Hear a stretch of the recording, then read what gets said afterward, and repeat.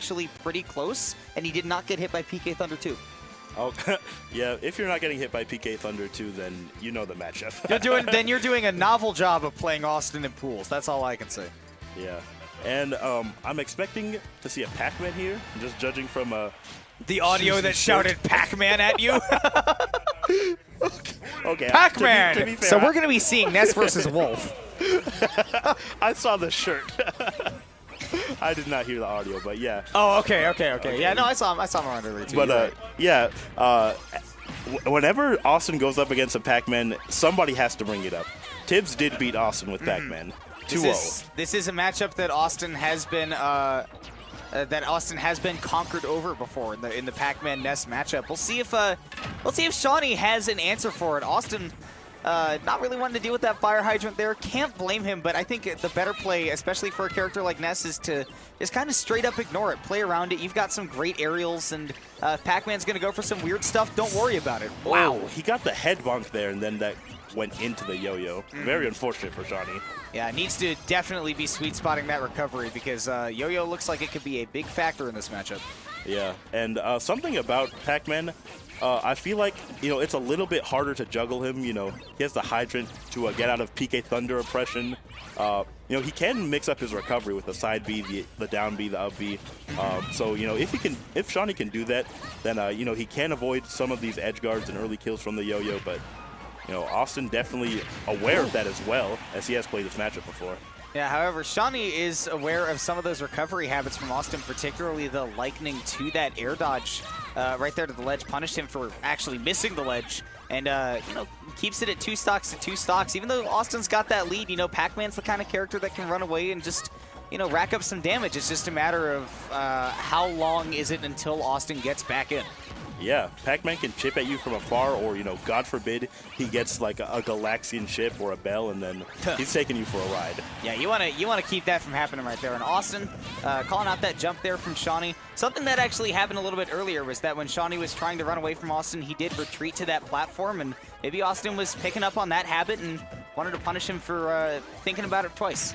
Yeah, and I like when Awestin goes for the PK Fire on incoming when his opponent just respawns, because the hitbox stays active and then they have to deal with it. Yeah. Ooh. Right, they're just getting the little tap from the yo-yo. Not going to go for a second one, though. Yeah, and I think Shawnee's down tilt actually, he got a parry and then down tilted, and it just whiffed. He got Roy zoned or something. But anyways.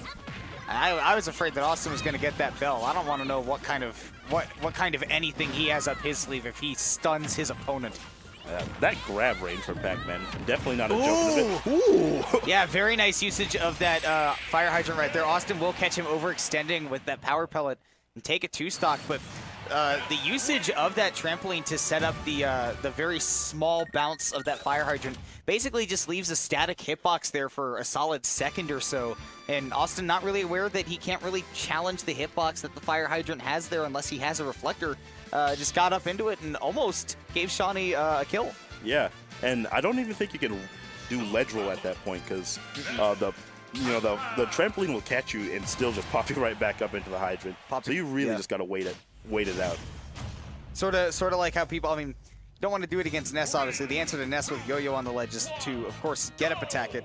But, yeah, the problem with that is that the get-up attack would, one, probably put you into the trampoline. But, two, even with it invincible, I don't think that, you would deactivate the hitbox by hitting it with a get-up attack. So, just seems like a really solid edge guard as long as you, your opponent doesn't really know how to deal with it. Yeah, and going back to Battlefield, yeah, Awestin likes this stage a lot, and I've heard people say don't take him here, but I feel like this stage gives Pac-Man a little bit more room to run around. He can even extend his own combos here too, so I don't think this is a bad stage at all. No.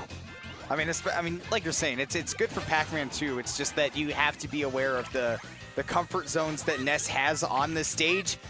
Seanie is going to miss the ledge there and not grab it fast enough this time. Oh no, he thought he would go past it, but no, PK Flash is a large hitbox and just straight up 0%, you're going to do him like that? Okay, that's damage, I guess. At 29, don't need a combo to do it. Yeah, I can't disagree with that decision, no matter how stylish. Okay, he's trying to go for the footstool. He wanted the footstool yeah. combo. See, I had my mind blown by that last week.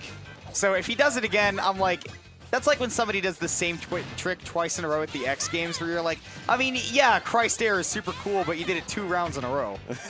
So like, you know, it goes from being a 10 out of 10 to like, all right, it's still cool, but you know, it's like a 9 out of 10 now. Yeah, now it's boring. Now it's just optimal. And Twice in a row that's happened to Shawnee now, by the way, where he wanted the follow-up after the bell with the up air into the side, into the power pellet. Yeah, the side. But Awestin up aired for him again, up aired him for it again, and just every time he retreats to these platforms, that seems to be Austin's go-to is that up air. Yeah, I think he's got to, you know, start moving out of the way when Awestin does the PK fire on the top platform. Oh dear. Yeah, you don't have to, you know, sit there and respect it. You can definitely just run past it while you're still intangible or invincible rather. But wow, Awestin, you know, still has his ginormous lead. Yeah, I know, full stock, and a little bit more. All right, you know, an apple a day keeps the Ness away.